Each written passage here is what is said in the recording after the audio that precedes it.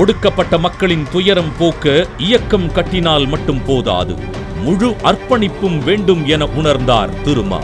தினமும் இரவு கிராமம் கிராமமாக சென்று கூட்டம் போட்டு பேசினார். மைக்கில்லாமல் கல் மீது நின்று, நாற்காலியில் ஏறி நின்று, மணல் திட்டில் நின்று என ஓய்வில்லாமல் பேசினார்.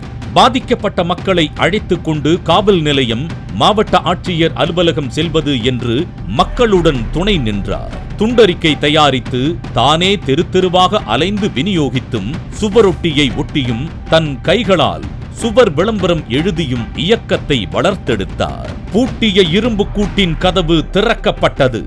சிறுத்தையே வெளியில் வா என்ற பாரதிதாசனின் வரிகளுக்கேற்ப மக்கள் எழுச்சி பெற்று எழுச்சி தமிழரின் பின்னால் சிறுத்தைகளாய் அணிவகுத்து நின்றனர்.